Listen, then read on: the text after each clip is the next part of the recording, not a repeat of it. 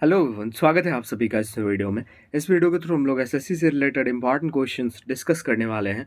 तो स्टार्ट करते हैं वीडियो। फर्स्ट क्वेश्चन है आपका, Bhagat Singh threw a bomb in the central assembly along with. Bhagat Singh ने जो है सेंट्रल असेंबली पे बॉम्ब फेंका था किसके साथ? तो भगत सिंह ने जो है बटुकेश्वर दत्त के साथ जो है बॉम्ब फेंका था सेंट्रल असेंबली पे। ठीक है। अगला question, Bhagat Singh, Sukhdev and Rajguru were sentence to death in. बताइए, भगत सिंह, सुखदेव और राजगुरु इन तीनों को जो है मतलब फांसी की सजा सुनाई गई थी कौन से केस में? पीडीएफ के लिए आपको डिस्क्रिप्शन में टेलीग्राम का लिंक मिल जाएगा, आप ज्वाइन कर सकते हो for PDF and many updates. तो इन लोगों को जो है लाहौर कॉन्स्पिरेसी केस में, ऑप्शन नंबर बी। ठीक है। अगला क्वेश्चन है, the controller and auditor general of India related to which article of the constitution. बताइए, कंट्रोलर एंड ऑडिटर जनरल का संबंध कौन सी आर्टिकल से है? Option number c, article 148। Next question, name the state from where the first president of India was elected. जैसा कि हमारे पहले प्रेसिडेंट कौन है? ये हमारे डॉक्टर राजेंद्र प्रसाद। तो ये कौन से स्टेट से बिलोंग करते थे, ये आपको बताना है। ये कहाँ से बिलोंग करते थे? बिहार से। अगला question, Rajiv Gandhi signed the Assam accord with the all Assam Gana Sangram परिषद इन। बताइए, राजीव गांधी ने साइन किया था Assam accord with all Assam गाना संगम परिषद के साथ कौन से साल में? तो राइट आंसर 1985 में। ठीक है। अगला question, the number of countries with veto power in the United Nation Security Council all. बताइए, टोटल देखिए 5 कंट्रीज के पास वीटो पावर्स है। तो याद रखना है आपको, देख लेते हैं। China, France, Russia, United kingdom and United states, और इसको P5 से भी जाना जाता है। ठीक है। क्वेश्चन आ जाएगा, विच of the following countries did not have veto power. तो आपको पांचों कंट्रीज के नेम याद रखने कि किसके किसके पास वीटो पावर्स हैं। ठीक है।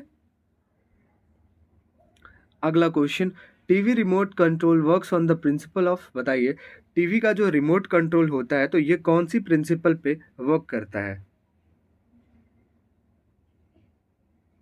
ये वर्क करता है इंफ्रारेड वेव्स पे। ठीक है। Next question, which phenomenon is responsible for the eco of sound wave. बताइए, कौन सा फेनोमेनन रिस्पॉन्सिबल है for the eco of sound wave? Option number हो जाएगा ए, रिफ्लेक्शन है जो रिस्पॉन्सिबल है। ठीक है। Next question, what is the minimum age required for becoming a candidate of state assembly election. बताइए, स्टेट असेंबली इलेक्शन में अगर कोई भी पार्टिसिपेट करता है तो उसकी मिनिमम एज जो है कितनी होनी चाहिए कैंडिडेट बनने के लिए? तो उसकी मिनिमम एज होनी चाहिए 25 साल, 25 years. Next question, special provision with respect to the state of Arunachal Pradesh mentioned in. Arunachal Pradesh state को एक स्पेशल स्टेटस दिया जाता है कौन से आर्टिकल के तहत? Option number d, article 371 a h. Next question, which movement started after the partition of Bengal. Partition of Bengal के बाद कौन से मूवमेंट की शुरुआत की गई थी? पार्टीशन ऑफ बंगाल कब हुआ था? 1905 में। तो इसके बाद कौन सा मूवमेंट जो है स्टार्ट हुआ था? Swadeshi movement. On whose birthday is good governance day celebrated in India. किसके बर्थडे में जो है, किसके बर्थडे के रूप में as a good governance day Bharat में सेलिब्रेट किया जाता है?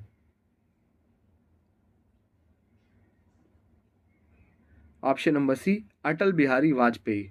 Next question, which article of the Indian constitution provides for the oath of the vice president. बताइए, वाइस वाइस प्रेसिडेंट के ओथ से संबंधित कौन सा आर्टिकल है?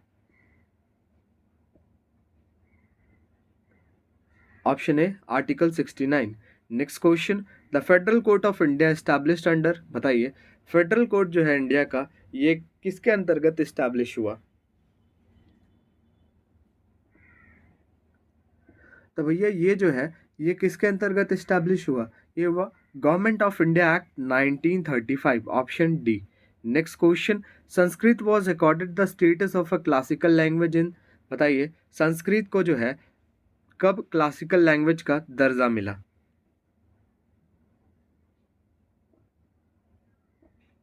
2005 में।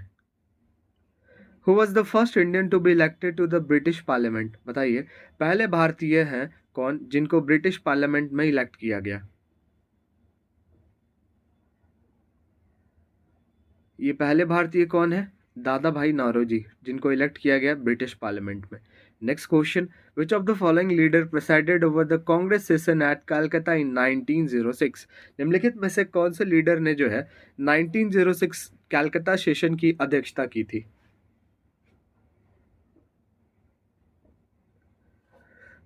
दादा भाई नारोजी ने। अगला question, in which year the first world environment day celebrated? जैसा कि आपको पता है कि वर्ल्ड एनवायरनमेंट डे हम हर साल 5 जून को सेलिब्रेट करते हैं, तो पहली बार वर्ल्ड एनवायरनमेंट डे जो है कब मनाया गया ये आपको बताना है। तो देखिए, अगर बात करें पहली बार वर्ल्ड एनवायरनमेंट डे कब सेलिब्रेट किया गया, तो याद रखना है आपको 1973 में। ठीक है, ठीक है, 1973 में।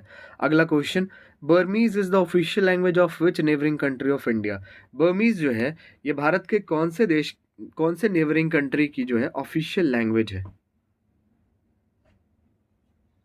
तो ये जो है म्यांमार की ऑफिशियल जो है क्या है, लैंग्वेज है। ठीक है, चलिए आगे बढ़ते हैं। विच of the following countries is called the country of winds? निम्नलिखित में से कौन से देश को कंट्री ऑफ विंड से जाना जाता है, हवाओं का देश? ये हो जाएगा option number b, Denmark. Next question, machine tools implements and buildings are an example of which type of goods? बताइए मशीन टूल्स इम्प्लीमेंट्स और उसके जो बिल्डिंग्स हैं इस ये कौन से टाइप के गुड्स के एग्जांपल है? कैपिटल गुड्स के एग्जांपल है। Next question, who decides the dispute regarding the election of president and vice president of India? बताइए अगर प्रेसिडेंट और वाइस प्रेसिडेंट के रिगार्डिंग कोई डिस्प्यूट होता है इलेक्शन के टाइम पे, तो उसको कौन डिसाइड करता है? उसको डिसाइड करता है सुप्रीम कोर्ट। ठीक है, next question, what was the motto of the population census 2011? 2011 की जनगणना का बताइए मोटो क्या था?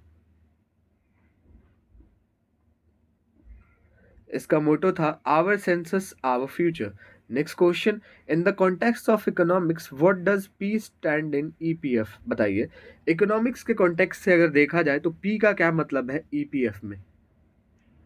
ईपीएफ का पूरा फुल फॉर्म होता है एम्प्लॉय प्रोविडेंट फंड, तो हो जाएगा आपका प्रोविडेंट। ठीक है,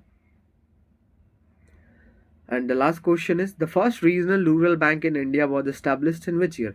भारत का पहला रीजनल रूरल बैंक जो है इसकी स्थापना कब हुई भारत में? 1975। ठीक है, तो आई होप वीडियो आपको अच्छी लगी होगी। वीडियो अच्छी लगे और हमारे चैनल पर आप नए हो तो लाइक शेयर और सब्सक्राइब जरूर करें। मिलते हैं नेक्स्ट वीडियो में।